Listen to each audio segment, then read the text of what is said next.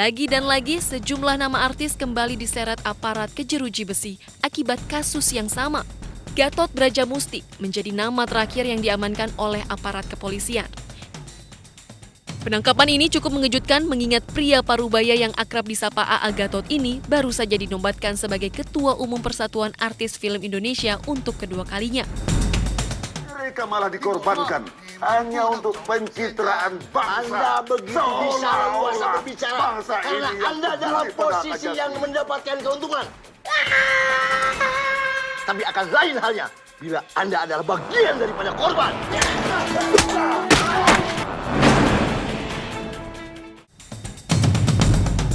Berawal dari laporan masyarakat, aparat kepolisian bergerak menyelidiki dan membuntuti tersangka yang dikabarkan sering berpesta narkoba. Di momen yang tepat, aparat kepolisian kemudian menggerebek kamar hotel Golden Tulip nomor 1100 dan menemukan Gatot bersama Dewi Aminah sedang berpesta narkoba. Artis Reza Artamevia juga ada di ruangan yang sama. Setelah ditetapkan tersangka, aparat menggeledah kediaman Gatot Brajamusti di Pondok Pinang, Jakarta Selatan. Dari penggeledahan diamankan sejumlah barang bukti narkoba berupa 10 gram sabu, 30 jarum suntik, dan 9 bong alat penghisap sabu. Selain narkoba, di rumah tersangka personil kepolisian juga mengamankan 3 buah senjata api dan satwa langka yang dilindungi.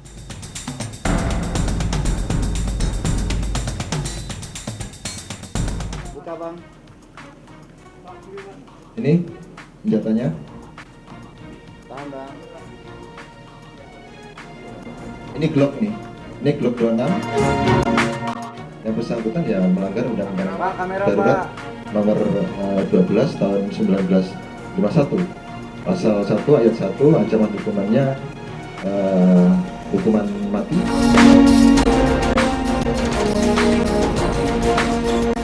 AA Gatot praktis dijerat pasal berlapis bukan hanya kepemilikan narkoba, juga karena memiliki senjata api ilegal dan satwa langka yang dilindungi. Apakah kisah Gatot menjadi akhir dari rentetan artis yang terjerat narkoba?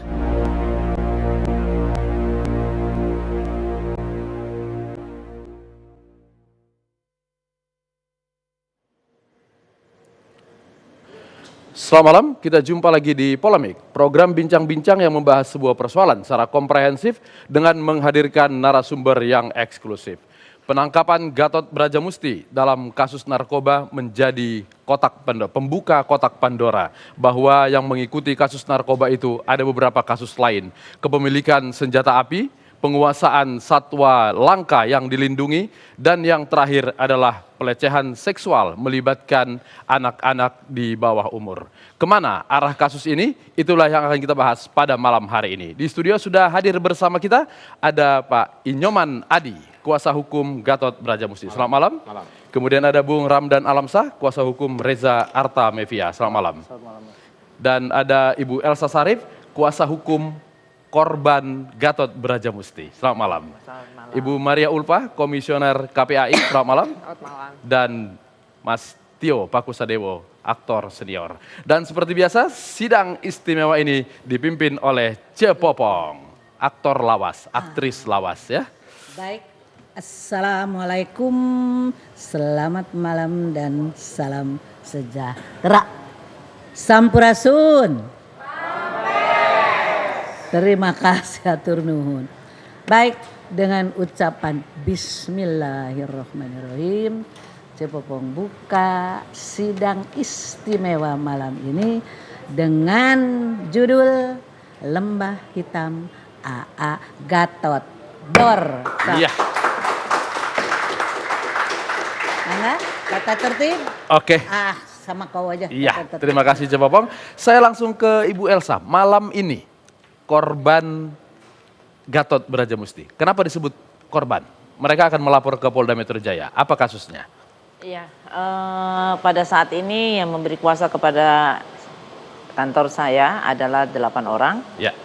Mungkin bisa bertambah karena dari keterangan dari para korban itu banyak sekali. Cuman mereka rata-rata masih takut dan malu. Hanya satu yang karena supporting dari orang tua mereka mau. Dan rata-rata masih di bawah umur. Di bawah umur saat kejadian itu? Saat kejadian sekarang pun masih 18 dan Masih 18. Pihak kepolisian tetap meminta orang tua datang dengan akta kelahirannya. Jadi semuanya kita siapkan orang tuanya untuk sama-sama ke Polda. Malam ini Citra yang sudah akan ke Polda. Setelah diwawancara dia langsung ke Polda. Besok satu-satu. Dan saya memang sengaja tidak mau membuat satu LP. Membuat semua karena punya cerita sangat spesifik, ya nggak bisa dijadiin global. Jadi setiap orang punya peristiwa yang berbeda. Jadi setiap orang membuat satu LP. Yang melapor malam ini Citra, apa kasusnya sehingga dia disebut sebagai korban Brajamusti? Iya, Citra itu umurnya juga baru 16 pada saat kejadian. Ya.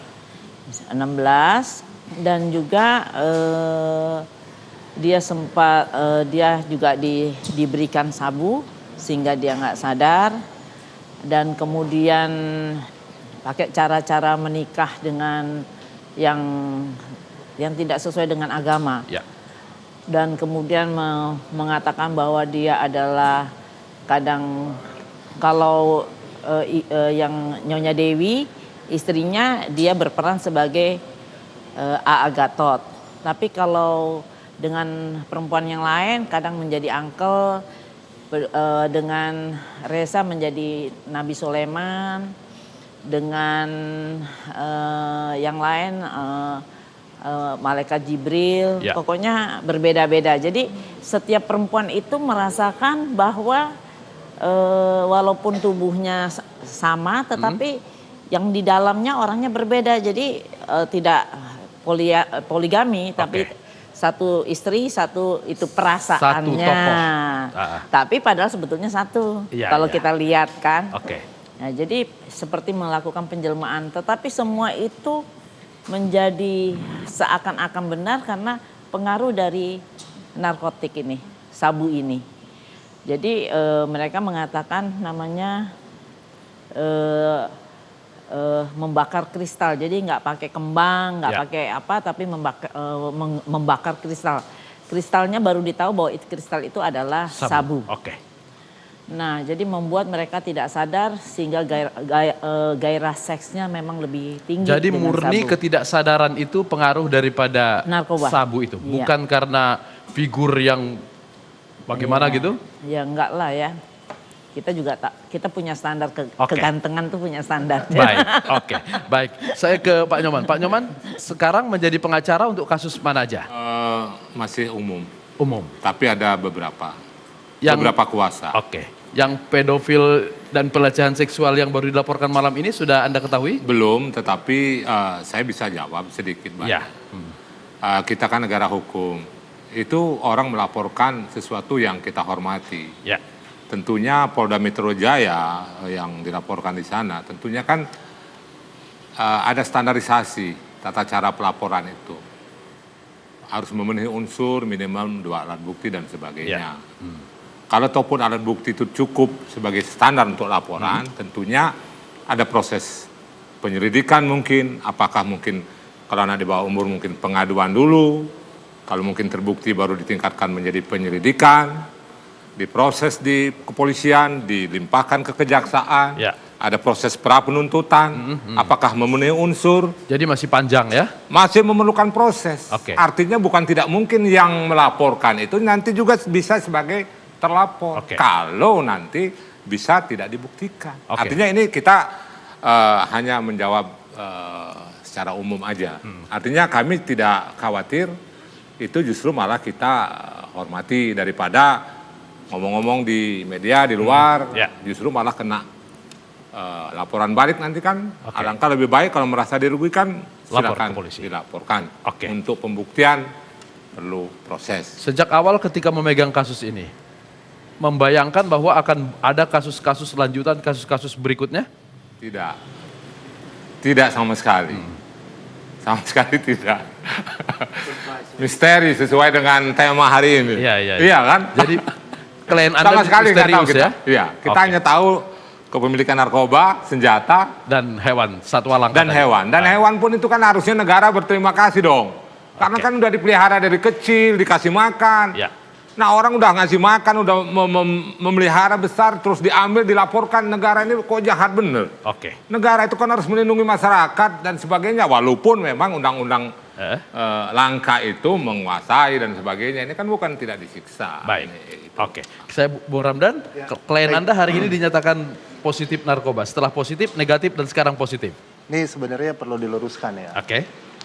Kinerja kepolisian pada saat pertama kali melakukan penangkapan, kami akui profesional. Tidak ada yang namanya rekayasa. Kalau berdasarkan fakta yang ada. Ada berita-berita miring bahwasanya direkayasa penangkapan itu. Ternyata faktanya tidak.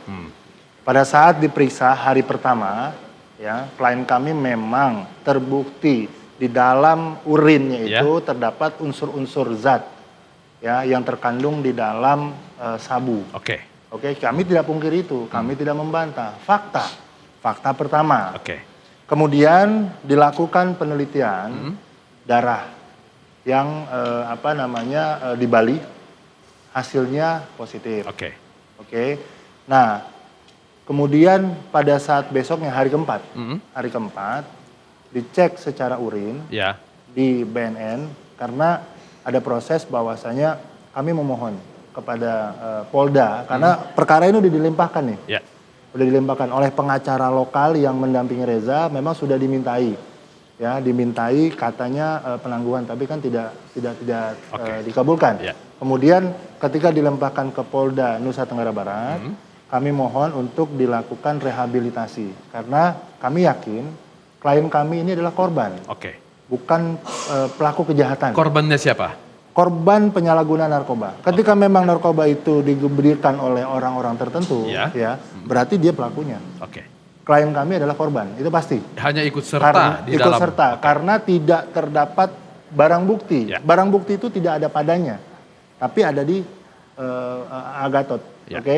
Nah, pada hasil pemeriksaan dan asesmen yang dilakukan oleh BNN secara profesional, ini bukan rekayasa juga. Di situ dinyatakan urin itu tidak mengandung zat-zat seperti yang hari pertama. Pertanyaannya kok berubah? Bisa jadi setelah 4 hari. Karena proses waktu. Makannya, minumnya, kemudian secara biologi, secara tubuh ini memang mengurai kembali. Seperti kalau kita minum obat batuk 2-3 hari pasti hilang unsur-unsur itunya. Nah ini yang terjadi. Jadi bukan berarti pengacaranya merekayasa dengan BNN. Ini masyarakat jangan salah persepsi. Jangan juga seolah-olah kita mau diadu dengan pihak kepolisian dan BNN. Ini harus diluruskan. Sekali lagi kami tegaskan, penyidikan yang dilakukan oleh pihak BNN maupun pihak Polda itu sangat-sangat profesional. Klien kami tidak ditekan, dikasih makan, dikasih tidur yang layak. Kemudian memang karena barang bukti tidak ada dan orang ini bukan pelaku dalam arti pengguna aktif, akhirnya BNN NTB memberikan satu kesimpulan bahwa metode rehabilitasinya itu melalui berobat jalan. Nah, kalimat berobat jalan ini jangan dipelintir lagi seolah-olah kok sakit. Nah, ini kadang-kadang ada juga senior-senior kita yang nggak ngerti gitu loh. Kok berobat jalan kayak sakit? Harusnya dia paham. Ini korban, bukan pelaku kejahatan. Jadi hari ini dinyatakan positif sekalipun tidak akan merubah posisinya Reza untuk tetap berobat jalan itu. Betul, karena kenapa? Polda Nusa Tenggara Barat sudah membuatkan satu surat pelepasan terhadap penangkapan. Karena memang terdapat unsur dan ada korban. Nah, ada satu lagi. Ada lagi yang dibilang, "Bang, ini katanya kurang cukup, harus periksa rambut." Katakan rambut, kalau perlu tulang gigi apapun periksa. Tidak akan mempengaruhi sekali lagi klien kami adalah korban. Nggak mungkin kemudian dimasukin penjara, dijadikan dia tersangka sebagai bandar. Nah, gitu loh. Artinya sebagai pelaku yang seperti yang diinginkan oleh orang-orang tertentu itu. Gitu. Saya ke Mas Tio. Mas Tio, sebagai seorang petinggi di organisasi film, lalu kemudian banyak pesohor-pesohor yang terlibat dalam lingkarannya Agatot itu. Anda merasa ini hal yang surprise atau sudah menduga jauh-jauh hari sebelumnya? Yang dimaksud dengan orang petinggi-petinggi itu maksudnya siapa, Mas? Gatot sebagai orang Parvi. Ya. Kemudian di sekitarnya siapa aja maksudnya? Di sekitarnya ada kemudian banyak artis, ada Elma, ada Reza yang selama ini kita kenal sebagai seorang selebriti. Apakah memang di lingkungannya itu karena pengaruh organisasi banyak orang yang terlibat di dalamnya? Pertama, Gatot ini bukan pemain film. Dia hanya orang yang mempunyai kesempatan, memiliki cukup modal untuk merealisasikan mimpinya. Itu mimpi dia, menjadi bintang film. Menjadi terkenal itu mimpi dia. Punya kesempatan, uangnya ada, entah dari mana. Bergaullah dia dengan orang-orang yang kira-kira bisa membawa dia ke sana. Ya. Kalau di lingkaran dia orang-orang film, nggak ada orang film, ya hanya Elma Tiana aja yang ada di situ. Dan Reza, penyanyi ya. Nah, selebihnya korban-korban dia saya rasa. Kalau itu dikatakan korban. Atau pengikut-pengikut dia lah. Dan Gatot dapat tempat atau kedudukan di Parvi itu dengan cara yang tidak benar. Artinya semua orang dibayar pada saat itu. Dan semua orang memang itu kongres yang memang direkayasa. Dan berjalan dengan sangat timpang ya waktu itu ya. Saya sendiri mengetahui itu bagaimana ceritanya. Bukan aktor film tapi bisa menjadi ketua Persatuan Artis Film Indonesia. Apa yang terjadi sebetulnya? Yang terjadi adalah money politik, sebar uang ke semua yang kira-kira mendukung dia, ya. Dan sebar uang ini nggak main-main, betul-betul dia sebar uang, betul-betul dia banting duit di situ, sampai Yeni Rahman sendiri waktu itu kewalahan dan ya dia dapat lebih banyak suara untuk bisa menjadi ketua Parvi. Oke. Mas Tio tahu track recordnya sebelum kemudian menduduki jabatan puncak di Parvi itu? Saya nggak tahu dia punya rekor apa. Tidak pernah mendengar nama ini sebelumnya? Tidak. Oke, baik. Kita tahan dulu di sini. Cepopong, kita istirahat dulu. Sudah habis? Baik. Memang nama AA sekali ini istimewa. Ya. Ya pistol. Ya narkoba. Ya. Ya pelecehan. Ya. Kan? Istimewa memang. Mangkaning biasanya nama AA teh orang Sunda. Memang Sunda. Mudah-mudahan lain orang Sunda ngerakeun sih.